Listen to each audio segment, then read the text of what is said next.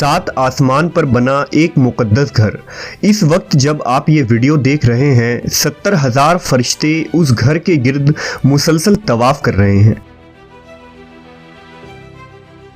ये घर किसने बनाया है और मिराज की रात नबी सल्लल्लाहु अलैहि वसल्लम ने वहां क्या देखा था, हम इस वीडियो में बैतुल मामूर के मुताल्लिक तमाम हक़ाइक़ को जानेंगे। जब हज़रत आदम अलैहिस्सलाम इस ज़मीन पर तशरीफ़ लाए तो अल्लाह के हुजूर में ये सवाल किया कि ए पाक परवरदिगार, यहाँ न तो मैं फ़रिश्तों की तस्बीह और तकबीर सुन सकता हूँ और ना ही कोई ऐसी जगह देखता हूँ जहाँ मैं तेरी इबादत करूँ।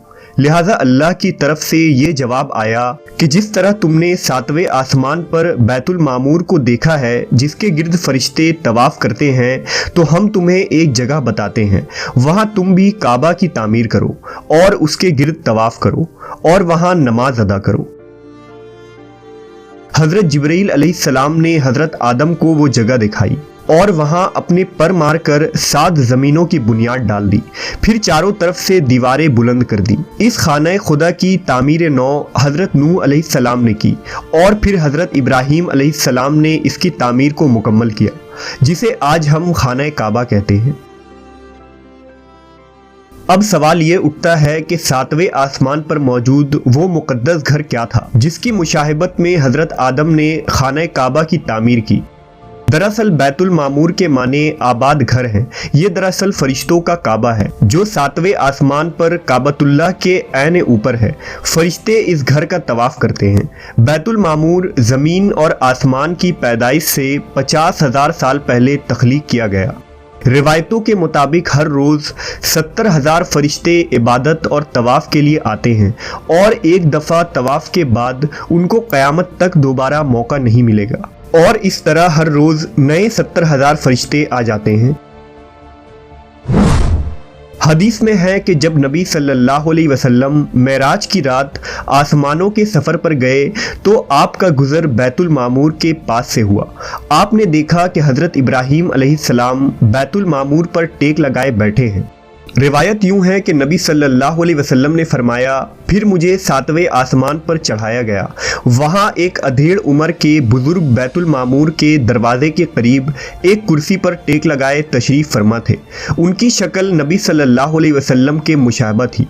आप सल्लल्लाहु अलैहि वसल्लम ने दरियाफ़्त किया, ये कौन है? हज़रत जिब्रील ने अर्ज़ किया, ये आपके बाप हज़रत इब्राहीम हैं। इब्ने अबी हातिम की रिवायत के मुताबिक रसूल अल्लाह सल्लल्लाहु अलैहि वसल्लम ने फरमाया कि आसमान में एक घर है जिसे मामूर कहते हैं जो काबा के सिमत में है। चौथे आसमान में एक नहर है जिसका नाम नहर हैवान है। हज़रत जिब्रील हर रोज़ उसमें गोता लगाते हैं और निकल कर बदन झाड़ते हैं जिससे 70,000 कतरे झड़ते हैं। एक एक कतरे से अल्लाह ताला एक एक फरिश्ता पैदा करता है जिन्हें हुक्म होता है कि वो बैतुल मामूर में जाएं और नमाज अदा करें। उन फरिश्तों का एक सरदार होता है जिसे हुक्म दिया जाता है कि उन्हें लेकर किसी जगह खड़ा हो जाए, फिर वो अल्लाह की तस्बीह के बयान में लग जाते हैं। हज़रत इमाम अली अलैहिस्सलाम से एक शख्स ने पूछा कि बैतुल मामूर क्या है? आपने फरमाया, वो आसमान में है, उसे सिराह कहा जाता है। ये काबा के ठीक ऊपर है। जिस तरह ज़मीन का काबा हुर्मत की जगह है, उसी तरह वो आसमान का काबा है। हर रोज़ उसमें 70,000 फरिश्ते नमाज अदा करते हैं, लेकिन जो आज गए हैं उनकी बारी क़यामत तक दोबारा नहीं आएगी, क्योंकि फरिश्तों की तादाद ही इस कदर है। रिवायतों के मुताबिक मेराज की रात बैतुल मुक़द्दस में तमाम अंबिया किराम और मुरसलीन ने नमाज पढ़ी और बैतुल मामूर में तमाम अंबिया और पिछली उम्मतों के ईमान वालों ने नबी सल्लल्लाहु अलैहि वसल्लम के इमामत में नमाज अदा की। जब नबी सल्लल्लाहु अलैहि वसल्लम बैतुल मामूर के करीब गए तो वहाँ कुछ फरिश्तों को देखा। कुछ रुकू में थे, कुछ क़याम में थे, कुछ सजदे में गिरे थे। आप सल्लल्लाहु अलैहि वसल्लम ने हज़रत जिब्रील से दरियाफ़्त किया कि ये क्या कर रहे हैं। हज़रत जिब्रील ने बताया कि ये नमाज अदा कर रहे हैं और जो फरिश्ता जिस अंदाज में है वो क़यामत तक ऐसे ही रहेगा।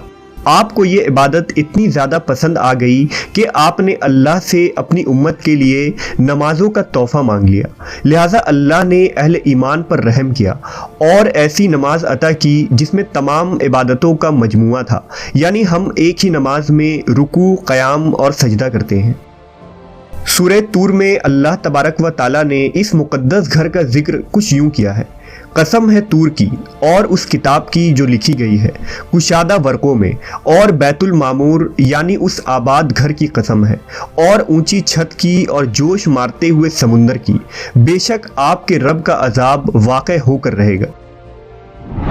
محققین نے بیت المعمور کو ہماری اس کائنات کا مرکز قرار دیا ہے، جیسا کہ کعبہ شریف ہماری اس دنیا کا مرکز ہے جس کے گرد تمام بندے طواف کرتے ہیں۔ اسی طرح سولر سسٹم میں تمام سیارے سورج کے گرد گھومتے ہیں اور ہزاروں سورج ہماری کہکشاں یعنی ملکی وے گیلیکسی کے گرد چکر کاٹتی ہے۔ یہ لاکھوں کہکشاں بھی ایک سپر میسیو بلیک ہول کے گرد گھوم رہا ہے۔ اسی طرح تمام فرشتے بیت المعمور کے گرد چکر کاٹ رہے ہیں۔ غرض یہ کہ کائنات میں تقریباً تمام چیز محو گردش ہے۔ بے شک اللہ نے اس کائنات کے نظام میں ہمارے لیے توحید کے پیغام کو کھول کر رکھ دیا ہے کہ انسان کی زندگی کا بھی ایک مرکز ہونی چاہیے جس کے اصولوں کا اسے پابند ہونا ہے۔ وہ مرکز اللہ کی ذات ہے جس کے گرد گھوم کر اور اس کی اطاعت میں رہ کر ہی فلاح پائی جا سکتی ہے۔